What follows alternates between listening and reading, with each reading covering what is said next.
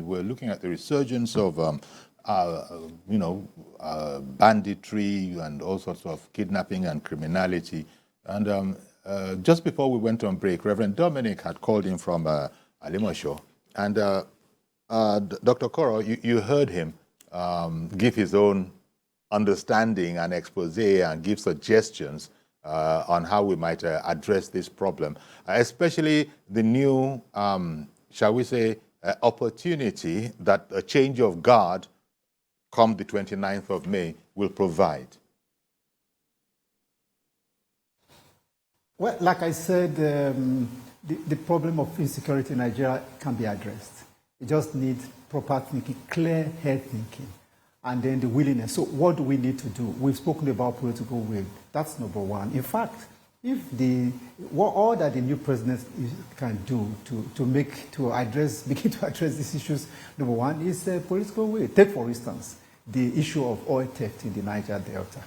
It's part of our national security concerns. That, beyond the military interventions and security, is a pure matter of political will. And for me, the issues of banditry is also a matter of political will.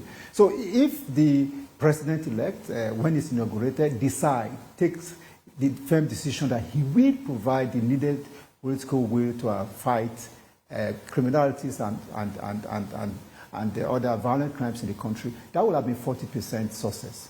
Then the next is the capacity of our law enforcement agencies, of our security and law enforcement agencies. I give you an example. We were told that kidnapping will be addressed and other vices when we do our national NIN registration, that way every phone call that is made can be tracked. Okay, so we did it. And then we also said that the security agencies need to acquire certain equipment, and they were funded. So after they were funded, the NIN is done. I can ask you, my friend, to say how many kidnappers have been tracked on the basis of the telephone call they make to negotiate. Remember that every kidnapping, there's negotiation. And when negotiation is done, telephones are used. And those telephones can't be located with geolocation equipment to the very point, to the exact point. So you ask yourself, why is it that we have not been able to utilize technology to deal with issues like this? You also recall that there were times when the Kaduna State governor had come to say that using their own alternative security intelligence, they had been able to locate where bandits were operating, and they point them to the law enforcement agent, and they refuse to go and take action. So when you go to an ordinary police station in your area, you'll find that there is a problem of capacity. So if you deal with the issue of political will, you also will need to deal with the issue of capacity. Capacity in terms of training of our people, of our security agents, capacity in terms of provision of platforms that they need to work with. So if you allow my thought, this is just the second point. Maybe you want to ask a question I could go on. Well, if you could just hold it there, and I'll allow you to continue, sir. But Kesandu in Owerri has been waiting to join the program. Good morning to you, Kesandu. Good morning, Uncle Yori, and good morning to your guest, Kesandu Kempo. I want to say I'm very much pleased with the explanation of and take of your guest. Honestly speaking, when we did all those NIN and all those issues, and up to this moment, we are yet to see any reasonable result. But Uncle Yori, you see, I think the first caller said something, and that is the primary problem we are facing today. It is about having the political will to tackle this insurgents and terrorism. It is about the sincerity of the leadership of this country. Uncle Yori, the truth about it is that we have established one sacred fact, that these guys or these bandits are not spirits. They do not vanish. That is just the truth. So if they do not vanish, where do they sleep? Where do they reside? Where do they camp? Uncle Yori, some of us that live in the East here hear about the forest, Sambisa forest. How big is this forest, please? How big is this forest? And some of us, we've also had some truth about what actually goes on in this so-called Sambisa forest. So for me, I think some people are playing politics with the lives of Nigerians. which should be their primary responsibility to protect us. I strongly believe that any day, any president wants to end insurgency, we can also recall what a former military head of state once said in this country about insurgency lasting for more than 24 hours. But I feel that anybody who wants to end insurgency in this country as a president has all it takes, by virtue of what we have provided, by virtue of the power that is enshrined in the Constitution, embedded in the president. We can end this thing. I just appeal. Nigerians are not asking for too much. All we ask is this protection of lives and properties. We are doing a whole lot for ourselves as citizens. So this is all we ask of the government. All right. To protect us at the state and federal level. This is all we ask, and we're not asking for too much. Nobody is more Nigerian than another. Mr. President should just provide us with this singular responsibility, and it is our right as a people. Thank you very much. Well, thank you very much, Kesandu, for calling in and for waiting. Okay, back to you, Dr. Okoro. Would you like to continue, please? We broke your train of thought, yes, please. But hopefully you can also include commentary, if any, on Kesandu's remarks. Okay. So if I can go on. Yes, okay. So I was just saying that first is the issue of political will. And political will, of course, means that the president makes up his mind. I want a secure and safe nation. It's possible. The president makes up his mind and then follow up with commitment to that political will. Then I talked about the capacity of the security agencies. Do they have the capacity? So because, like I've just said, we have situations where a state governor tells you that he has informed the military where bandits were hiding, violent bandits, and the military refused to take action. It's in public space. So you need to ask yourself, so why? Why do we have situations where there are violent crime taking place, or people come to report, provide intelligence? You know, many times they say, we don't have intelligence, we need to provide intelligence. And I ask the question, I live in Abuja. The night when the Kuje prison was broken into, the information was available. When the operation was going on, I had people who called to say, look, we're in Kuje, we think that there's a break into the jail, and we can see that prisoners were on the streets. The information was available. In that area, there were military forward operation bases. The police station was not far from there. All manner of security apparatus and assets were in that environment. So you ask yourself, what happened that night?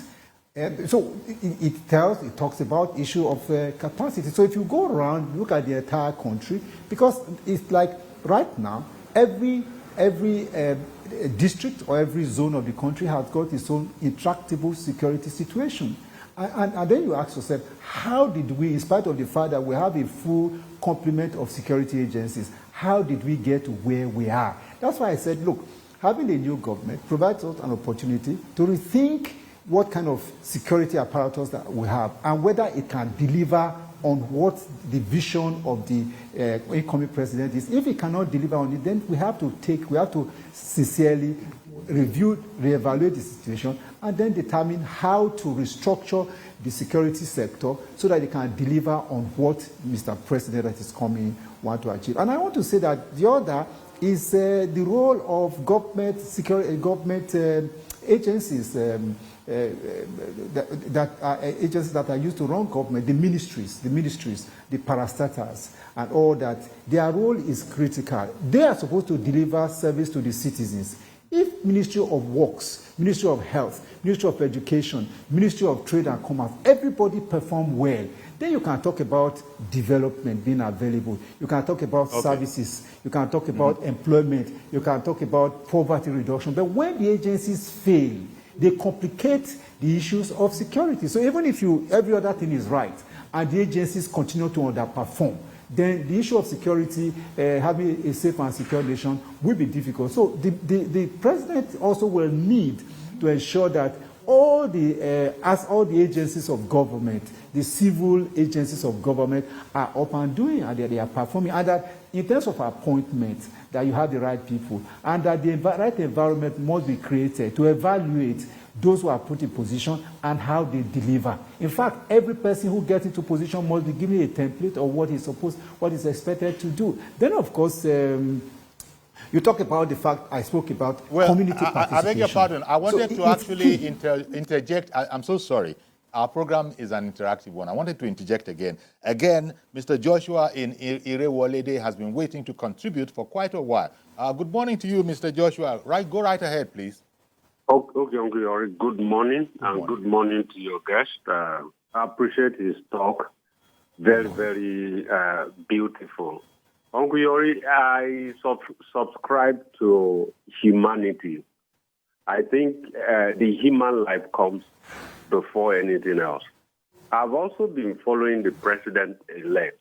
I think I can tag him a humanist for the fact of the structure in his home. He has a wife that is a pastor, he's a Muslim, and I haven't had him being an extremist in terms of religious views. So I hope he subscribes to the value, the worth of a human life. I think that's what is missing in our country. They count people as numbers, 30, 50. There's no respect for the life of a particular person. When we start respecting the lives of people, we will understand that blood is mightier than anything else. I think that's what we should be hoping, that somebody will realize, somebody will put forward to us. We need to respect the lives of people and not just kill people. Okay. I beg your pardon, Mr. Joshua. I just need to remark on the video that seemingly was interjected. Actually, those were pictures from the arrival of the president-elect and Governor Wike. They are arriving River State there for an event. Please continue. I just needed to, we'll go to that fully later on, but please continue now, Mr. Joshua. He's actually gone. Okay, so we're back to, thank you very much for calling in, Mr. Joshua. So back to you, Dr. Okafor. Your comments, please. Because Dr. Okoro, please continue, sir. Okay.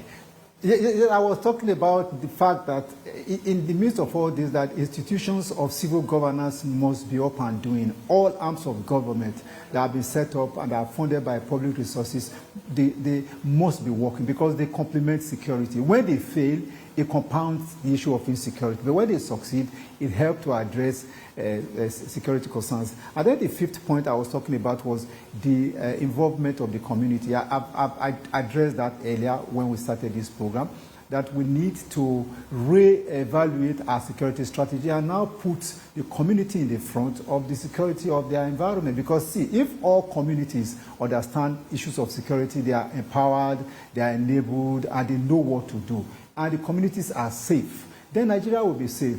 So you can travel from Lagos to Maiduguri because these areas consist of community. Every community protects and secures their environment. It means that we are going to have a safe and secure environment. Like I said earlier, the fact that we need to put the community in the front of our new security architecture is because the security is local. Everybody that is involved in criminality comes from somewhere.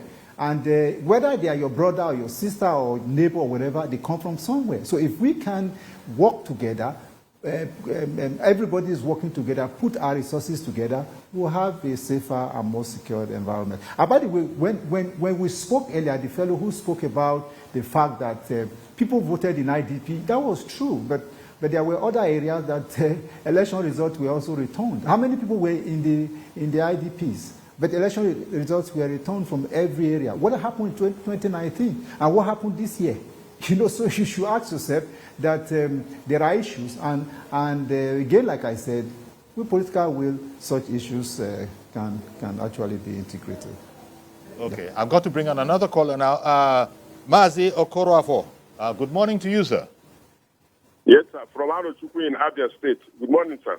Good morning. Now, this issue of this resurgence and the terrorists, do you know that there is a big problem in Africa? What is happening now in Sudan? By the time those paramilitary, those action people will just spread after conclusion of their wahala in Sudan, it's going to affect African countries. We are talking about the existing terrorists in all the states, not only one place. By the time that is why we are still saying that in Africa today, let's come back to Nigeria, we change symptoms instead of chasing the causes. Now you ask yourself, what is African Union doing now to dismantle that paramilitary fight going on now in Sudan? And that paramilitary, they started since 2013. They have been existing. Come back to Nigeria. All these terrorists, because whether we say gunmen or main gun, according to my children, whether it's husband, all of them are terrorists. Because when you come to a place and keep the environment and keep the people of confidence, they can't go to farm, they can't go to work, they can't do anything. You are a terrorist, whether you are armed or anything. But the question is this: the federal government should know exactly that some of these things we are encountering today, these terrorists we are seeing now, these are political organized terrorists. Listen. Ask yourself, some of these boys states use to go and win an election. What will happen when the regime finished? What will they be doing? They have no other option than to enter bush. When they enter bush, they arrange themselves. Look, now you ask yourself, what is happening now in Sudan? I'm trying to go to Sudan.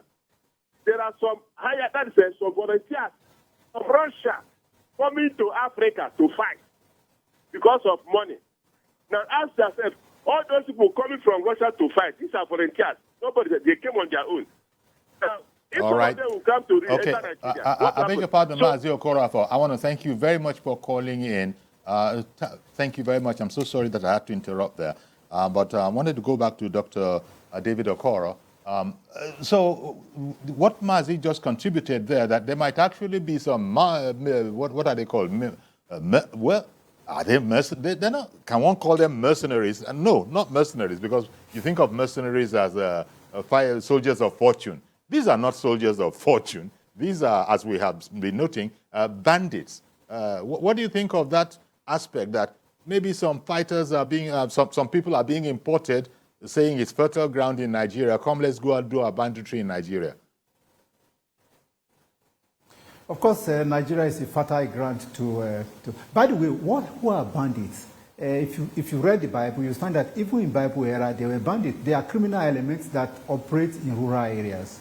They have always been bandits. But what we are having now is an escalated form of banditry, where the bandits are, in some cases, better equipped than even the security agencies. So banditry exists before now in different forms. But when you now weaponize it, when you now escalate it, this is what you get. And by the way, because of the porous nature of our border, because of the failure of our border security strategy, everybody can come into Nigeria.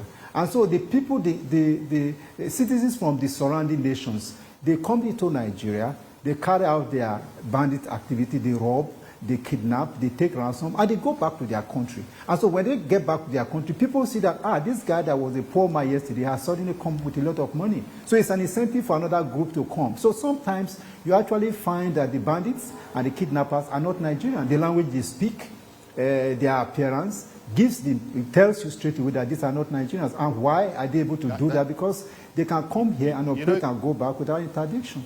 It's astonishing what you say. I mean, because I'm just trying to look at other countries in the world. Can you imagine non-nationals entering the country for that very kind of purpose and being able to get away with it and actually encourage other groups to go try their luck?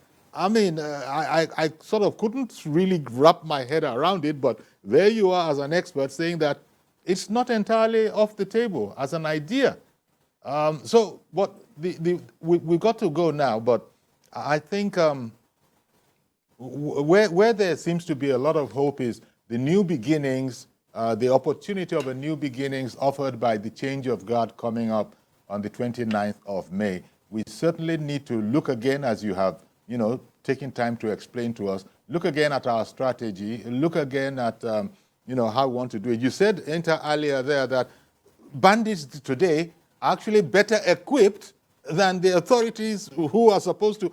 One would want to ask, but I can't get into that very deeply. How are they better equipped, considering that it is the state that is providing the wherewithal for soldiers and police, and these are non-state actors? So who is sponsoring them? You want me to answer that question? Yes, please, if you can, very briefly, before we go. Yeah, very briefly. Remember that when see, I give you an example. In Zamfara State, there is the illegal mining of gold. Zamfara have one of the largest, that axis have one of the largest gold deposits in the world, and that axis is controlled by bandits, and so they're able to make money. That's one aspect. Number two, it is easy to bring in arms from Libya to our neighboring countries. I mean, it is easy. People bring in all sorts. They bring in sophisticated, high-caliber weapons. And then, of course, from kidnapping, it's an economic crime. From kidnapping, they make money, they get ransom, and they are well paid. And so they go to buy more arms, they buy motorcycles. Look, why I said that there's a crisis here. When the bandits ask for ransom, and they say, apart from giving us 5 million, send to us 5 motorbike of so-and-so caliber or motorbike. And then I always ask, easy thing, that means that the security agencies can mic or rig those bikes and give it to the bandits. And through those means, you can track them, you can trace them, you can locate them. But like I said, the funding is available. We have a better idea now. And from theft and all I'm that. so sorry to be interrupting you, but I really don't like it at all. But I want to thank you very much because we do have a better idea. Thank you very much. You made it as brief as you could, but being an expert, I understand. Dr. David Okoro, Chief Security Strategist, International Institute for Security and Governance Studies. It has been our pleasure this morning. Thank you very much for coming.